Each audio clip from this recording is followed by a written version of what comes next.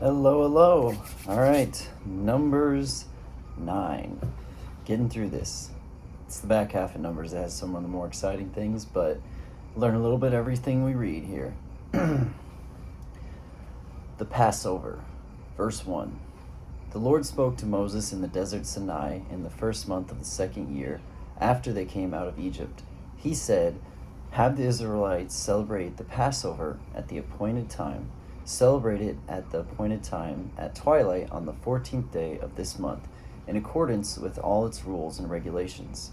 So Moses told the Israelites to celebrate the Passover, and they did so in the desert Sinai at twilight on the 14th day of the first month. The Israelites did everything just as the Lord commanded Moses. But some of them could not celebrate the Passover on that day because they were ceremonially unclean on account of a dead body. So they came to Moses and Aaron that same day and said to Moses, "We have become unclean because of a dead body. But why should we be kept from presenting the Lord's offering with the other Israelites at the appointed time?" Moses answered them, "Wait until I find out what the Lord commands concerning you." Now remember, Moses is described by himself, because he's the author of these, as the most humble man who ever lived. Like, he didn't never answer directly. He always took it to the Lord in prayer. And I do that. I am a believer. I believe in the supernatural. I believe in God. I believe in everything. But I always look at things from both my point of view and the secularist point of view. You know, I think comes from being in a house of educators and contrarians. I mean, we're all believers, but we like to play the contrarian quite a bit. And let's say it's all a sham. Moses is like putting on a front to become this like leader of these people. He's not doing it in a very selfish way, which shows me one reason. Either he was, it's like, I think it was C.S. Lewis or C.H. Lewis or whatever, the Narnia guy, who said that Jesus was either a liar or crazy or the real thing. And the same thing with Moses here, because he's not operating in a "I'm going to get wealthy, I'm going to get power" sort of way. He's, constantly being bickered at, and he's in the desert here. Like, he's not doing things for himself. But if he was, as a secularist might look at this, if it was just Moses, he's wise enough to see that I can never just directly answer these questions, especially these powerful ones. I have to at least make it seem as though I'm asking the Lord. I believe he actually was asking the Lord. I believe he was going to the Lord in prayer, and the Lord had a more direct connection with Moses and would directly tell him and speak with him what he wanted him to do, because he's helping to found his nation, his people, and to guide them. So we'll come back to that, what he ends up telling them. We'll finish, and then we'll go to the commentary. But just remember that as a believer, which I'm assuming most of the people who view this are a believer of some sort, take everything to the Lord in prayer. I mean, especially the bigger, the deeper things, the ones that impact other people. But take everything to the Lord in prayer. What is it the scripture says? Trust not on your own understanding, but in everything turn to the Lord in prayer, or something like that. Even if you're like a secularist, like, think about the Tony Robbins books, or the Think and Grow Rich, or How to Win Friends and Influence Others. Like, you want to reflect on a decision. You don't want to be like super slow to it, but you want to reflect to try to come to a deeper understanding, and then you'll have a better answer. You want to see it from all perspectives, because then you'll be a better leader, a more productive leader. It might not be as like, it's not how you want to operate in like the midst of a battle. You want a more quick decision type of thing, but even ahead of time for the battle, you would go to the Lord in prayer for what might be coming. Then the Lord said to Moses, "Tell the Israelites, when any of you or your descendants are unclean because of a dead body or are away on a journey, they are still to celebrate the Lord's Passover. But they are to do it on the 14th day of the second month at twilight. They are to eat the lamb together with unleavened bread and bitter herbs. They must not leave any of it until morning or break any of its bones. When they celebrate the Passover, they must follow all the regulations. But if anyone who is ceremonially clean, all right, I'm gonna start that over. But if anyone who is ceremonially clean and not on a journey fails to celebrate the Passover, they must be cut off from their people for not presenting the Lord's offering at the appointed time. They will bear the consequences of their sin. A foreigner residing among you is also to celebrate the Lord's Passover in accordance with its rules and regulations. You must have the same regulations for both foreigners and the native born. Okay, so we'll get to all of that, but the last part right there, you'll notice becomes even more true in like the Talmud and stuff, but they're always looking, I mean, not looking, but there's always the rules that you don't, how do I say this? There's always an unforeseen thing. Now, I know God foresees everything, but to explain everything all at once, and right here is a perfect example. Everyone needs to celebrate the Passover. We need to remember this. It's an important holiday. It's important to remember our past and our traditions, where we come from, so we can stick to those morals and those ethics generation to generation. Tell the story of the Passover. Explain what it is, its significance, what it means. Don't just celebrate it with your family, celebrate God sparing you, all these things. Well, what if we're ceremonially unclean? Then one of the other laws said that if we're unclean, then we can't do these sort of things. All right, let me see what the Lord says. But that's how, people are. It really is. As a elementary PE teacher, I see it all the time. You can think that you have this game explained. It could be soccer. Say we're playing soccer, and you explain every little rule. The kids will still find a way to be like, well, the goalie, is in the goalie box, but the way that it's set up in the gym is that the net is a little bit behind this black line right here, and you said the black lines are out of bounds, but this black line is also a black line on the basketball court, and you're like, ignore that black line, now it's a different black. They're always going to look for the loophole or the way to get around the rule or the problem with the rule that's there. And it's just something interesting that you'll find is people will always look for those loopholes. And the more and more Big Bear talks about the Talmud, the more and more I've started to look into it and study it, I'm more like, oh my gosh, this makes so much sense. I don't agree with the things in the Talmud. I'm just saying that always looking for that little lawyer type twist to the wordage or a loophole in it. Everyone does that. You'll notice it's heavily in games and PE, heavily. That's why all elementary PE teachers know you have to be very detailed and look for the ways that kids might cheat when you're explaining a game. Look for the things they might do that are inappropriate. All right, so let's turn to the commentary for that first half there that we just read. It was not a surprise for Israel to hear the Passover must be kept every year. When the Passover was first instituted, God told Israel they were to keep it throughout their generations in Exodus. So, blah, blah, blah. The blood of the lamb applied to the doorposts of the home was seen by the angel of God's judgment, and seeing the blood, the angel passed over and spared the home covered with the blood of a lamb. Passover was kept as a continual reminder of this occasion of judgment passed over and of the deliverance from slavery that followed. Exactly how the regulations in Exodus 12 were carried out is not stated. Possibly the blood was smeared on the tents instead of the lintels and doorposts. Jesus fulfilled the Passover sacrifice by his death on the cross, 1 Corinthians 5:7. The covering of his blood causes the judgment of God to pass over his people. We are commanded to continually remember our occasion of being spared judgment and the deliverance that followed by remembering Jesus' work on the cross through the Lord's Supper. Makes sense? It's something my wife and I talk about quite a bit, actually, and we think all right, so we just had Halloween, and there's a total wicked side, there's a whatever side, and then there's a fine side to different things that are done on Halloween. And there's the people who think if you do anything for Halloween, it's wicked and evil.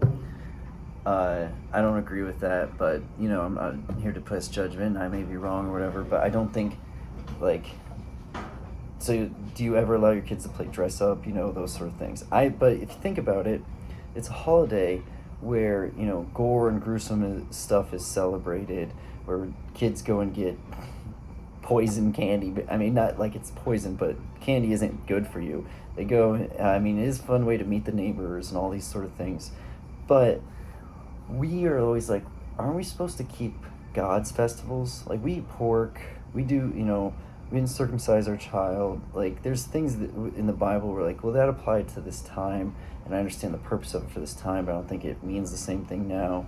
and we try to turn to scriptures, and I know Paul talks about circumcision not being necessary anymore. It's about the heart, and same thing with some of the food regulations. But even if you look at the food stuff, that's the healthiest way. But I don't understand why we as Christians didn't do a better job of keeping the festivals. I don't mind that we added in, like Christmas to me makes sense. These other pagan religions celebrate, the solstice and the tomb, the sun going into this tomb, not rising all the way, and then it rises again. Christians hear this like, hey, that's like literally our story is about Jesus. This is the story of Jesus. We're coming from the tomb, blah blah blah. We already have Easter, but let's celebrate Jesus' birth on this day. Let's make it like a day that we celebrate Jesus' birth, because the solstice kind of reminds us of what Jesus did, blah blah blah. So Christmas in and of itself like that isn't a bad thing. It's just like, hey, let's adopt this pagan holiday and make it a Christian one. But at the same time, we replaced the actual traditional festival days that we were supposed to keep with these new ones. That's something that I don't know.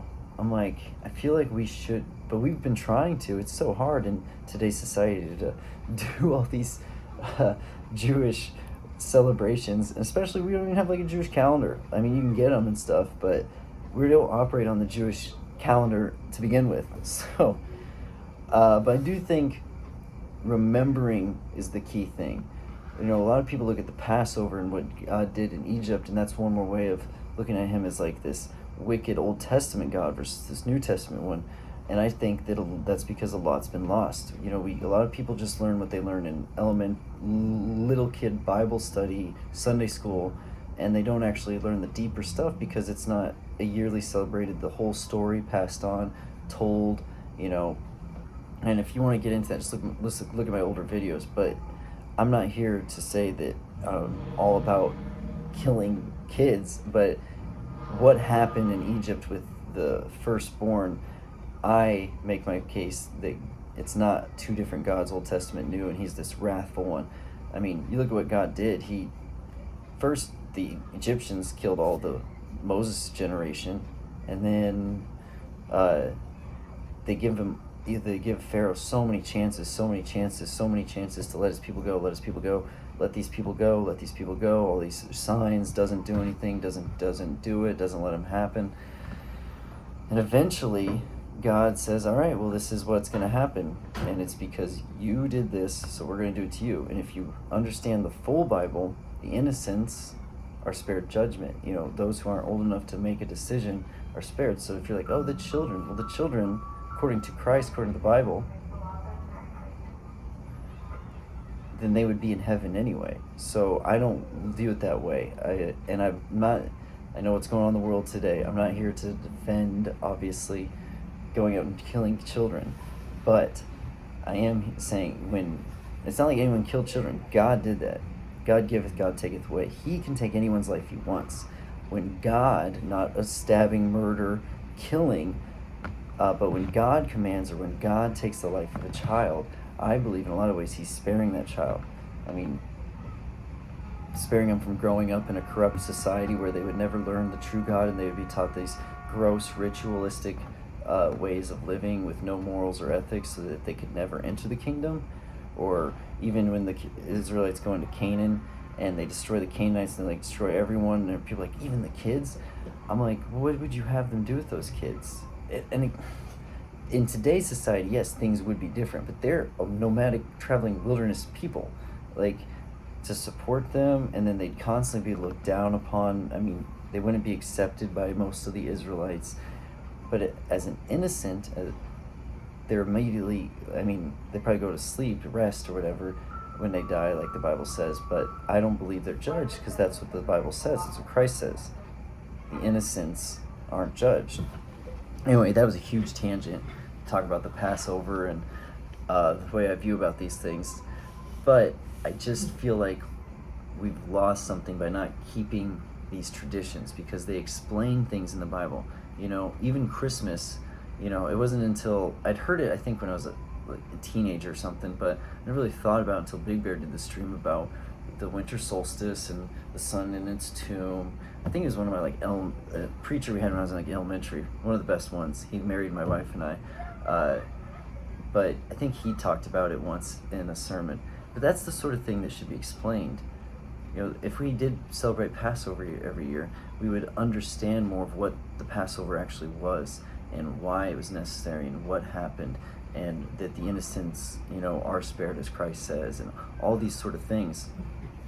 And kids would ask these questions, but we don't celebrate them, we don't understand them, so we look at them like something totally crazy to us. That's the way a lot of the Bible is. It's something totally crazy because we've lost the holding on to the traditions and passing the knowledge down and explaining it. I mean, a lot of kids could look at stuff that you and I have done, not even like what we consider wicked, but as crazy or stupid.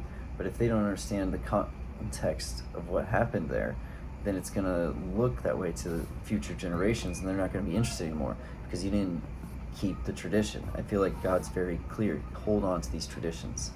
Big tangent, my bad. Oh, well, it's just a short one. So, the cloud above the tabernacle. This is back to verse 15 here. On the day of the tabernacle, the tent of the covenant law, the tent of the covenant law was set up. The cloud covered it. From evening till morning, the cloud above the tabernacle looked like fire. That is how it continued to be. The cloud covered it, and at night it looked like fire. Whenever the cloud lifted from above the tent, the Israelites set out. Wherever the cloud settled, the Israelites encamped. At the Lord's command, the Israelites set out, and at the command they encamped. As long as the cloud stayed over the tabernacle, they remained in camp.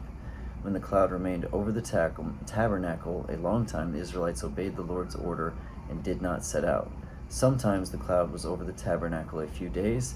At the Lord's command they would encamp, and then at his command they would set out. Sometimes the cloud stayed only from evening till morning, and when it lifted in the morning, they set out. Whether by day or by night, whenever the cloud lifted, they set out. Whether the cloud stayed over the tabernacle for 2 days or a month or a year, the Israelites would remain in camp and set out. But when it lifted, and not set out, but when it lifted, they would set out. At the Lord's command they encamped, and at the Lord's commands they set out. They obeyed the Lord's order in accordance with his command through Moses. Simple enough. But how crazy is that? I mean, this is, again, things that are just lost on people they don't understand.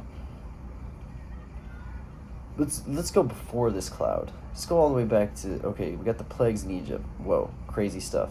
God's powerful. We escaped from Egypt. There's a pillar of fire separating Pharaoh's chariots chasing us and us wandering up until the Red Sea. The Red Sea's parted. We cross it. It engulfs the chariots that are chasing us. Okay.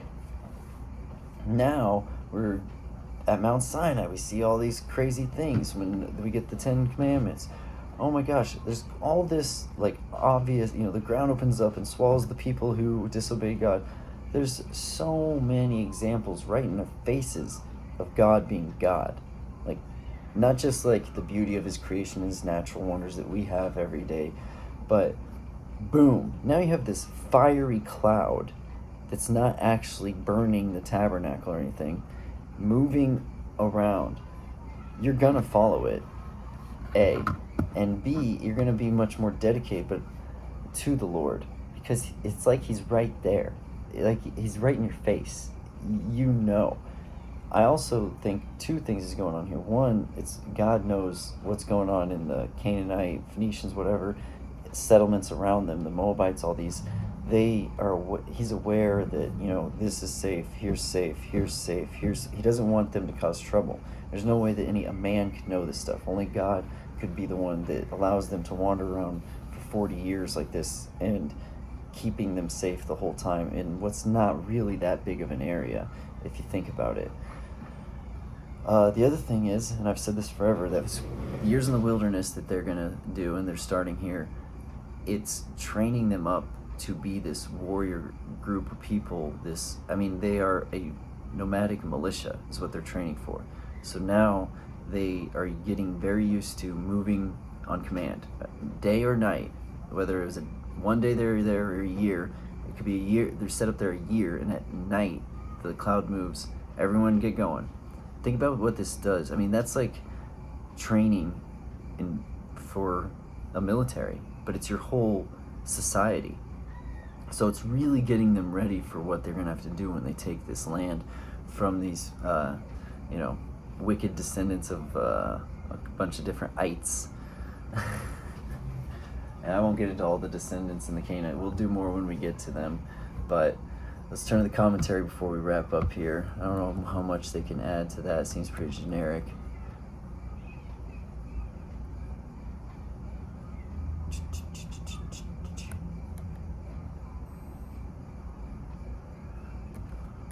Though Israel had been organized and ordered by God, cleansed, set apart, and blessed, generous in giving, and walking according to their priesthood, they still had to be guided by God each step of the way to make it to the promised land. God did not do all those previous things to make them able to march towards the promised land without Him, but to make every step in constant dependence on Him.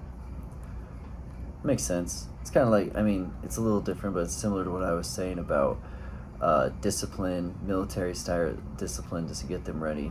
But it's also, making sure that they realize that they're dependent on Him. Trust not in your own understanding, sort of thing.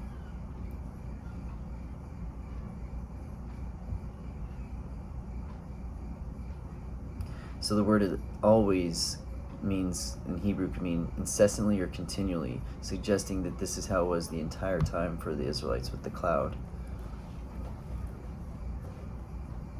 All right, not much more to add there.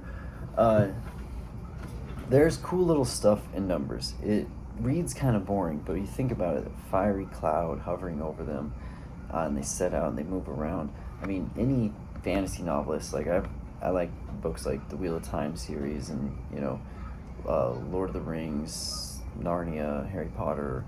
Any writer could take that and make it into something without changing anything, but can make it so much more interesting. But that's not what the Hebrews are doing. They're just recording as it is. Documentation. It's like when you were in the military, you had to type up a report, or in any job, you got to type a report. You're just straight to the facts. You don't want to embellish, because you just want to get it done. So that's why I've said it before, the people who say that the Bible is just like fairy tales and this stuff, I'm like, it's not written that way. You ever read it? It's not written like that. It's written like somebody typing a report. But yeah, I think the big thing here is it's important, even if you don't keep practicing the festivals and the Passover and these things, which we still celebrate in Christianity as the Passover, but what's important is remembering, is talking about it, is explaining what it was to the future generations so that they understand. Not just saying a report like this right here. This is how you first introduce it, and then you go into depth. It's kind of like, if you've ever taken an English class, you read these chapters, then we'll talk about it. The talking about it, you go into much more depth about what was really going on, this perspective, that perspective, why did this happen, who did that. That's what was always fun about like an English class, was if people actually read the book, when you could talk about it a little bit the next day. Not sound like a nerd, but that's what made it, if English class could be fun, that's what made it fun, was the discussion about the book the next day. And the same thing here. It's not reading this chapter that's going to make it interesting. It's going to be talking about it with your friends and your family, explaining to your children and then their children, future generations, exactly what happened and why it was important. Let them ask their questions that you may be, from a perspective you may not have even thought of before, and you thinking about it, turning to God in prayer as we learned, and then trying to answer those things, so that every year their tradition and the understanding of what God is, who God is, what He's done, why He's done it, is embedded into generation to generation. I think that's something we've drastically lost, is we've let go of these traditions thinking we'd still keep the morals and the ethics, but you can't let go of all tradition and hold on to those things. And I think that's what God knew, and He was trying to explain, trying to get the Hebrews to do. Anyway, hope everyone has a wonderful afternoon, evening, or good night. God bless.